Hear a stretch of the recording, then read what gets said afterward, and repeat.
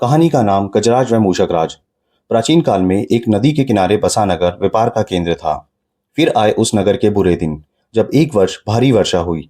नदी ने अपना रास्ता बदल दिया, लोगों के लिए पीने का पानी ना रहा, और देखते ही देखते नगर वीरान हो गया। अब वह जगह केवल चूहों के लायक रह गई। चारों ओर चूहे ही चूहे नजर आने लगे। चूहों का पूरा साम्राज्य ही स्थापित हो गया। चूहों के उस साम्राज्य का राजा बना मूषकराज चूहा।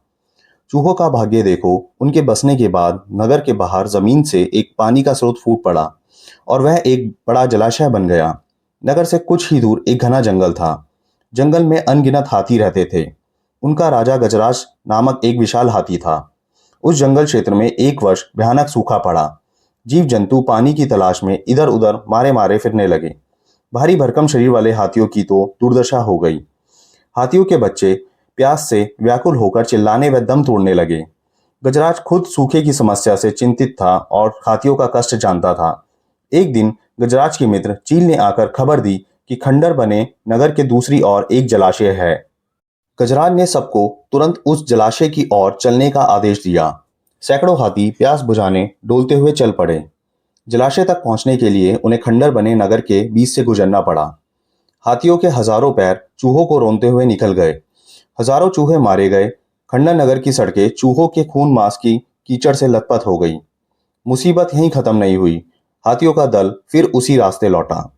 हाथी रोज उसी मार्ग से पानी पीने जाने लगे। काफी सोचने विचारने के बाद मूषक राज के मंत्रियों ने कहा, महाराज, आपको ही जाकर गजराज से बात करनी चाहिए। वह दयालु हाथी हैं। मूषक राज हाथियों के वन में गया। एक बड़े पेड़ के नीचे गजराज खड़ा था। मूषक राज उसके सामने के बड़े पत्थर के ऊपर चढ़ा और गजराज को नमस्कार करके बोला। गजराज को मूषक राज का नमस्कार। हे महान हाथी, मैं एक निवेदन करना चाहता हूँ। आवाज गजराज के कानों तक नहीं पहुंच रही थी। दयालु गजराज उसकी बातें सुनने के लिए नीचे बैठ गया और अपना कान पत्थर पर चढ़े मूषक राज के निकट ले जाकर बोला, नन्हे मियाँ, आप कुछ कह रहे थे, कृपया फिर से कहिए। मूषक राज बोला, हे गजराज, मुझे चूहा कहते हैं। हम बड़ी संख्या में खंडर बनी नगरी में रहते हैं। मैं उनका राजा मूषक राज हूँ। आपके हाथी रोज जलाशय तक जाने के लिए नगरी के बीच से गुजरते हैं। हर बार उनके पैरों तले कुचले जाकर हजारों चूहे मरते हैं। यह मूषक संहार बंद ना हुआ तो हम नष्ट हो जाएंगे। गजराज ने दुख भरे स्वर में कहा, मूषक राज, आपकी बात सुनकर मुझे बहुत शौक हुआ। हमें ज्ञान ही नहीं था कि हम इतना अनर्थ कर रहे हैं। हम नया रास्ता ढूंढ लेंगे। मूषक राज कृतज्ञता भरे स्वर में बोला, गजराज, आपने मुझ जैसे छोटे जीव की बात ध्यान से सुनी। आपका धन्यवाद। गजराज, कभी हमारी जरूरत पड़े तो याद जरूर कीजिएगा। गजराज ने सोचा कि यह नन्हा जीव हमारे भला किस काम आएगा, सो उसने केवल मुस्कुराकर मूषक राज को विदा किया। कुछ दिन बाद पड़ोसी देश के राजा ने सेना को मजबूत बनाने के लिए उसमें हाथी शामिल करने का निर्णय लिया। राजा के लोग हाथी पकड़ने के लिए आए। जंगल में आकर वह चुपचाप कई प्रकार के जाल बिछाकर चले जाते।